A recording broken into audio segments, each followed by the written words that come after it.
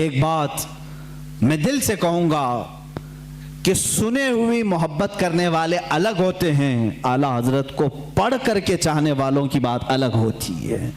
پڑھ کر کے جو محبت کرتے ہیں وہ حقیقت میں محبت کرتے ہیں اور ان کا لوہا مانتے ہیں، اور سنی سنائی ہوئی باتوں میں کبھی ادھر آتے ہیں کبھی ادھر جاتے ہیں، معاملات ایسے ہوتے رہتے ہیں۔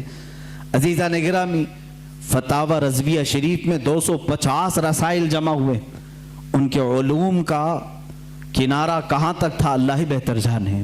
علم حدیث میں قلم اٹھایا تو کئی کتابیں لکھی، اصول حدیث میں قلم اٹھایا اس پہ کتابیں لکھی، فقہ ایک علم کا نام ہے، اس میں تو پوری کتابیں موجود ہیں، اصول فقہ پر کتابیں ہیں آپ کی، اور ان کے علاوہ تفسیر میں، اصول تفسیر میں، بلاغت میں، معانی میں، عرض میں، اور اس کے علاوہ جو میتھس کے ریلیٹڈ علوم ہوتے ہیں ان میں کئی کتابیں آپ کی ہیں، علم رمل میں، علم جفر میں ہے، زیجات میں ہے، ارثماتیقی میں ہے۔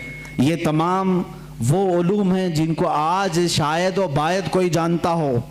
علم حیت ہے، علم توقیت ہے، علم مقابلہ ہے، علم مناظرہ ہے، علم رد ہے، ان تمام علوم پر اعلیٰ حضرت کی کتابیں موجود ہیں، ان کے رسالے موجود ہیں۔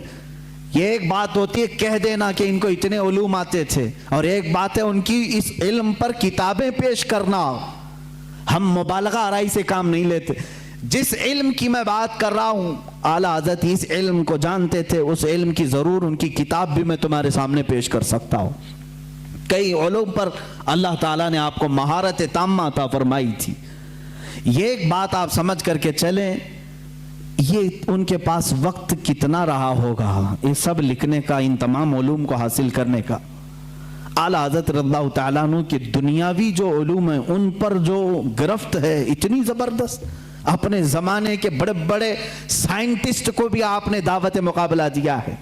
پروفیسر البرٹ نام سے، اس نے 1919 میں یا 1920 کے قریب ایک پیپر میں لکھنؤ سے یہ بات شائع کر دی کہ سپٹمبر، ابھی یہ بھی سپٹمبر کا ہی مہینہ ہے، 17 سپٹمبر اگر کچھ تاریخ اس نے 2 مہینے پہلے اعلان کیا کہ سورج کے مقابل میں عطارد، زہرہ، زمین، مریخ، مشتری، زحل، یہ جو کواکب ہیں، یعنی ان کو سٹارز آف گیلیکسی جو کہا جاتا ہے، یہ مقابل میں آ رہے ہیں، جس کی وجہ سے سورج کی روشنی کو یہ کھینچ لیں گے اور سورج میں ایک داغ پڑ جائے گا۔ پروفیسر البرٹ ایک سائنٹسٹ ہے۔